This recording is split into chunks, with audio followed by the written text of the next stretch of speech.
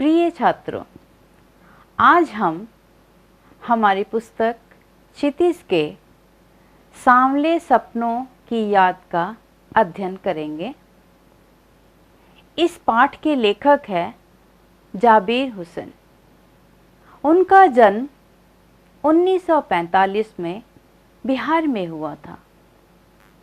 वो एक महान लेखक है। उनका अंग्रेजी, उर्दू, हिंदी में समान अधिकार हैं। जाबिर हुसैन सलीम अली के बहुत अच्छे मित्र थे। वो उनके विषय में सारी बातें जानते थे। जब सलीम अली की मृत्यु हुई और उनकी शव यात्रा निकाली गई, उनकी शव यात्रा को देखकर उनके मन में जो भाव उठे और जो उन्हें दुख हुआ, उन सारे भावों को उन्होंने इस पाठ में लिखा है। और इस पाठ को हम आज विस्तार से पढ़ेंगे। इस पाठ का नाम है सांवले सपनों की याद।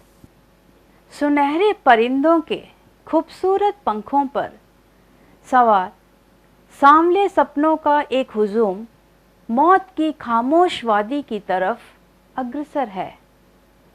कोई रोक टोक सके कहाँ संभव है।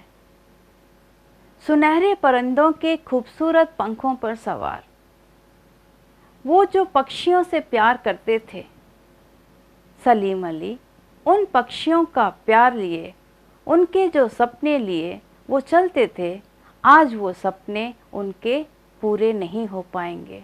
वो सारे सपने उनके अधूरे रह जाएंगे। क्यों? क्योंकि उनकी मृत्यु हो चुकी है। सांवले सपने वो होते हैं जो सपने हमने देखे लेकिन हम उन सपनों को पूरा नहीं कर पाए, इसे कहते हैं सांवले सपने। सांवला मतलब हल्का काला रंग। जैसे इसके लिए हम कृष्ण जी को भी ले सकते हैं, उन्हें भी हम सांवले रंग के कहते हैं। मनुष्य के मन के भावों की तुलना हमेशा रंगों के साथ की जाती है। यहाँ भी लेखक का तात्पर्य यही है कि उनके जो सपने थे वो सपने अब पूरे नहीं हो पाएंगे, तो उनके वो सपने अब उन्हीं की मौत के साथ खामोश वादी की तरफ अग्रसर है, यानी बढ़ रहे हैं। कोई रोक टोक सके कहाँ संभव है, क्योंकि मौत पर किसी का वश नहीं चलता। हम उसे रोक नहीं सकते, चाहे कितनी भी कोशिश करें। जब मौत आएगी तो वो आएगी ही, हम उसे रोक नहीं सकेंगे। इस हुजूम में आगे आगे चल रहे थे सलीम अली। हुजूम यानी, हुजूम का अर्थ होता है भीड़, लोगों का समूह, जन समूह। इस हुजूम में आगे आगे चल रहे थे सलीम अली। ये जो शव यात्रा थी वो सलीम अली की थी। सैलानियों की तरह अपने अंतहीन सफ़र का बोझ उठाए, लेकिन यह सफ़र पिछले तमाम सफ़रों से भिन्न है। अपने कंधों पर सैलानियों की तरह अपने अंतहीन सफ़र का बोझ उठाए सैलानी यात्री। अब उनका ये सफ़र एक अंतहीन सफ़र था। अंतहीन सफ़र जिसका अंत ना हो, क्योंकि इस सफ़र का कोई अंत नहीं था। वो कभी भी लौट कर आने वाले नहीं थे। एक होते हैं यात्री, सैलानी, जो यात्रा पर जाते हैं, घूमते हैं, फिरते हैं, फिर वो वापस आ जाते हैं। लेकिन यहाँ की जो उनका सफ़र था वो वापस आने वाला नहीं था। वो चल रहे थे और वो चल रहे थे, लेकिन यह सफ़र पिछले तमाम सफ़रों से भिन्न है। किस तरह? क्योंकि वो जब भी सफ़र में जाते थे वो लौट आते थे, लेकिन इस सफ़र से वो लौटेंगे नहीं। इसीलिए उनका यह सफ़र उनके अन्य सफ़रों से भिन्न है। कहते हैं कि दुनिया से जाने वाले जाने चले जाते हैं कहाँ। और यहाँ यह बात सलीम अली के लिए पूरी तरह सटीक बैठती है। भीड़ भाड़ की ज़िंदगी और तनाव के माहौल से सलीम अली का यह आखिरी पलायन है। पलायन का अर्थ है एक स्थान से दूसरे जगह चले जाना। तो भीड़ भाड़ की जिंदगी और तनाव के माहौल से सालिम अली का यह आखिरी पलायन था। अब तो वो उस वन पक्षी की तरह प्रकृति में विलीन हो रहे हैं जो जिंदगी का आखिरी गीत गाने के बाद मौत की गोद में जा बसा हो। अब इस भीड़ भाड़ की जिंदगी और तनाव के माहौल से वो पूरी तरह दूसरी जगह चले जा चुके हैं। अब ये उस वन पक्षी की तरह है जो प्रकृति में विलीन हो गए हैं।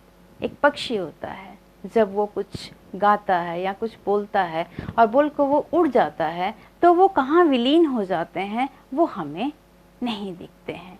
चहकते पंछी जब चहक कर उड़ जाते हैं तो फिर उनका ठिकाना कहाँ है ये कोई नहीं जान पाता, और वो जिंदगी का आखिरी गीत गाने के बाद मौत की गोद में जा बसा। इसी तरह सालिम अली भी अपनी आखिरी यात्रा पर चल पड़े हैं। कोई अपने जिस्म की हरारत और दिल की धड़कन देकर भी उसे लौटाना चाहे तो वह पक्षी अपने सपनों के गीत दोबारा कैसे गा सकेगा। अब किसी व्यक्ति को उनसे बहुत लगाव है, वो उन्हें बहुत पसंद करता है और वो चाहता है कि गया हुआ व्यक्ति वापस लौट आए, और इसके लिए वो चाहेगा कि उसके जिस्म की हरारत मतलब एक गर्मी, ताप और दिल की धड़कन उसे वो दे दे, क्योंकि मृत्यु के बाद शरीर ठंडा हो जाता है। तो इसीलिए वो अपनी शरीर की गर्मी और दिल की धड़कन जो मृत्यु के बाद बंद हो जाती है उसे देखकर ये चाहे कि वो उसे लौटा लाए तो वो नहीं लौट सकता। कोई चाहे भी तो उसे नहीं लौटा सकता। तो वह पक्षी अपने सपनों के गीत दोबारा कैसे गा सकेगा। अर्थात उसकी मृत्यु हो चुकी है, सालिम अली जा चुके हैं, अब उन्हें लौटाना संभव नहीं है, वो इस दुनिया से जा चुके हैं। और इस दुनिया से रुखसत होने वाले लोगों की यादें ही रह जाती है। हम सिर्फ अपने दिल में उनकी यादों को ही बसा सकते हैं, और जो चला गया है और उसे हम वापस लौटा कर नहीं ला सकते हैं। मुझे नहीं लगता कोई इस सोए हुए पक्षी को जगाना चाहेगा। वर्षों पूर्व खुद सालिम अली ने कहा था कि लोग पक्षियों को आदमी की नज़र से देखना चाहते हैं, उनकी भूल है। ठीक उसी तरह जैसे जंगलों और पहाड़ों, झरनों और आबशारों को वो प्रकृति की नज़र से नहीं आदमी की नज़र से देखने को उत्सुक रहते हैं। भला कोई आदमी अपने कानों से पक्षियों की आवाज़ का मधुर संगीत सुनकर अपने भीतर रोमांच का सोता फूटता महसूस कर सकता है? अब यहाँ पे प्रश्न उठता है कि वो जो सोए हुए हैं, सालिम अली जी जो सो चुके हैं, सोए हुए हैं, उन्हें क्या जगाना चाहिए? मुझे नहीं लगता कि कोई इस सोए हुए पक्षी को जगाना चाहेगा, क्योंकि जब इंसान या कोई भी इंसान आराम करता है तो हमें उसे परेशान नहीं करना चाहिए। तो हमें नहीं लगता कि इस समय सोए हुए पक्षी को हमें जगाना चाहिए। वर्षों पूर्व खुद सालिम अली ने कहा था कि लोग पक्षियों को आदमी की नज़र से देखना चाहते हैं। बहुत साल पहले, वर्षों पूर्व, खुद सालिम अली जी ने ये बात कही थी कि लोग पक्षियों को आदमी की नज़र से देखना चाहते हैं, और यह उनकी भूल है। क्यों? क्योंकि पक्षी और मनुष्य में फ़र्क होता है। क्योंकि पक्षी पूरी तरह निस्वार्थ होते हैं, जबकि मनुष्य बहुत ही स्वार्थी। इसीलिए हमें कभी भी मनुष्य को और पक्षी को एक नज़र से नहीं देखना चाहिए। ठीक उसी तरह जैसे जंगलों और पहाड़ों, झरनों और आबशारों मतलब ये भी एक स्रोत होता है पानी का, जो अपने आप जैसे झरने निकलते हैं वैसे झरने का ही एक रूप है आबशार।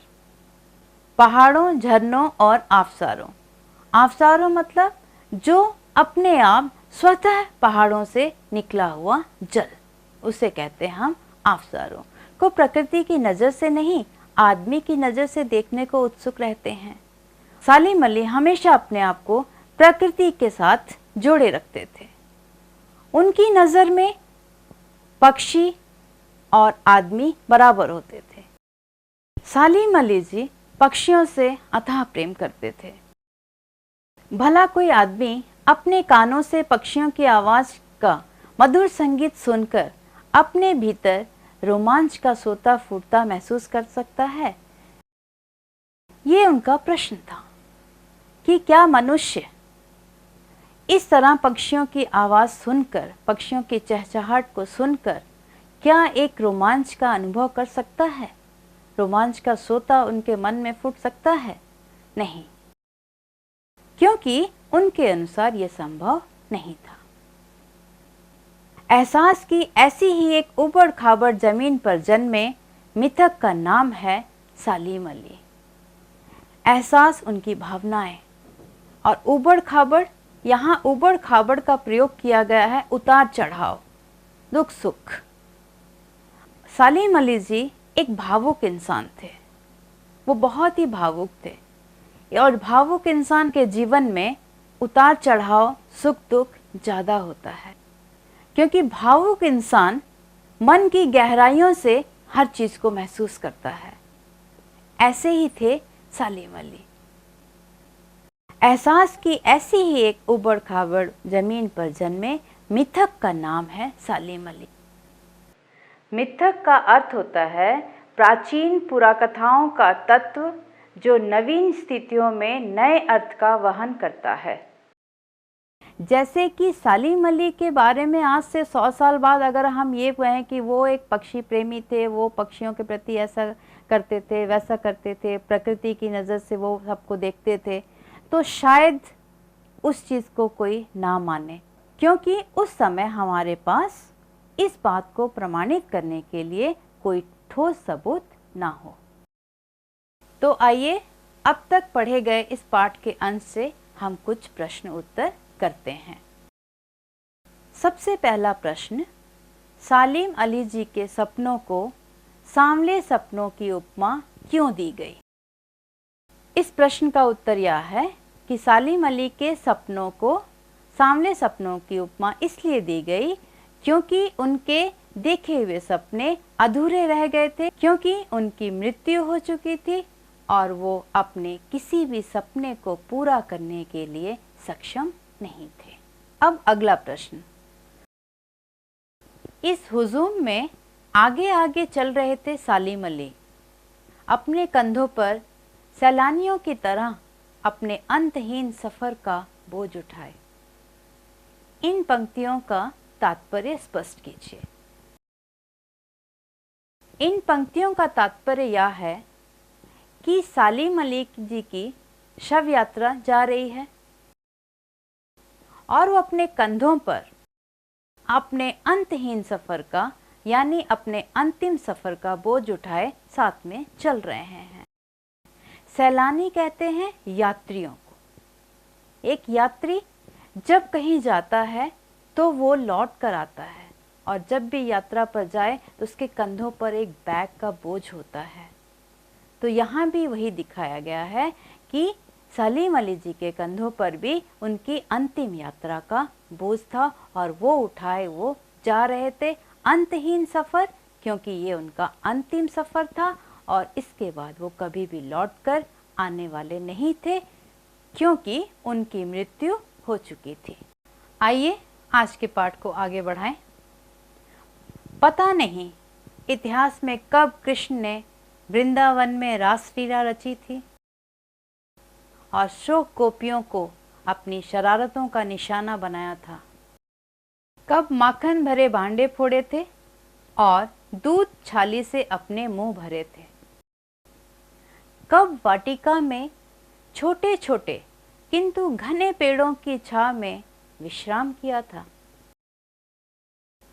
कब दिल की धड़कनों को एकदम से तेज करने वाले अंदाज में बंसी बजाई थी। और पता नहीं कब वृंदावन की पूरी दुनिया संगीतमय हो गई थी। पता नहीं यह सब कब हुआ था, लेकिन कोई आज भी वृंदावन जाए तो नदी का सांवला पानी उसे पूरे घटनाक्रम की याद दिला देगा। हर सुबह सूरज निकलने से पहले जब पतली गलियों से उत्साह भरी भीड़ नदी की ओर बढ़ती है तो लगता है जैसे उस भीड़ को चीरकर अचानक कोई सामने आएगा और बंसी की आवाज पर सब किसी के कदम थम जाएंगे।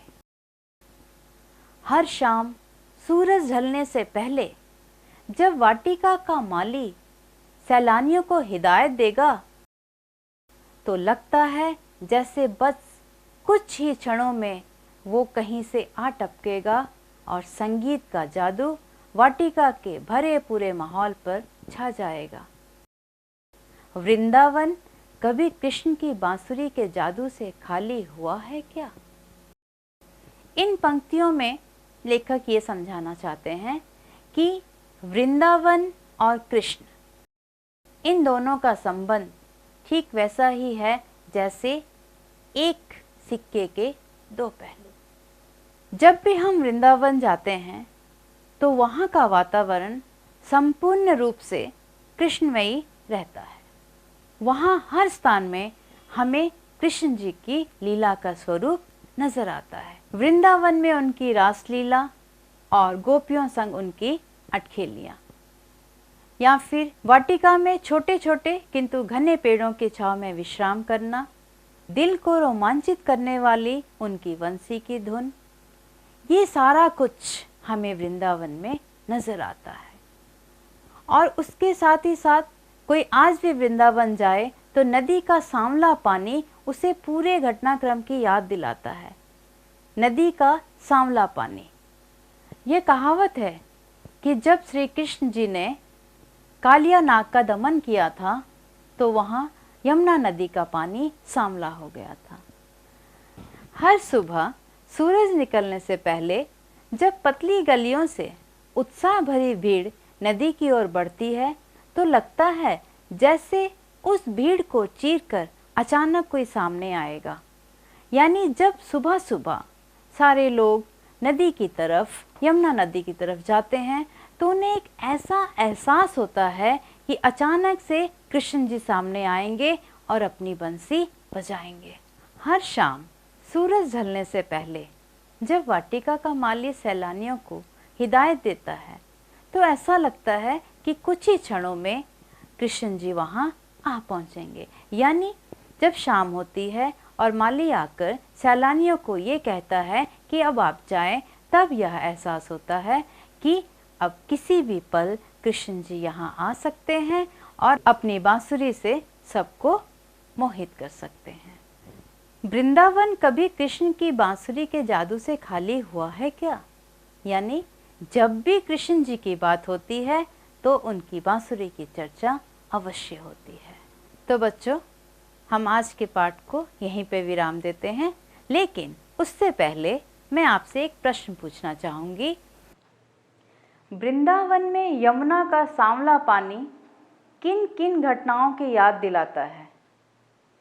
वृंदावन में यमुना का सांवला पानी कृष्ण से जुड़ी विभिन्न घटनाओं की याद दिलाता है, जैसे कि कृष्ण द्वारा वृंदावन में रासलीला रचाना, गोपियों को अपनी शरारतों का निशाना बनाना, माखन भरे बर्तन फोड़ना और दूध छाली खाना, वाटिका में घने पेड़ों की छांव में बंसी बजाना जिसे सुनते ही लोगों के कदमों का ठहर जाना। तो बच्चों, उम्मीद करती हूँ कि आपको आज के पाठ का सारा सारांश, सारा सार समझ में आया होगा और इस पाठ का बाकी भाग हम अगली बार पढ़ेंगे। हमेशा खुश रहें, अपना ख्याल रखें और सबसे बड़ी बात, पढ़ाई पर विशेष ध्यान दें। धन्यवाद।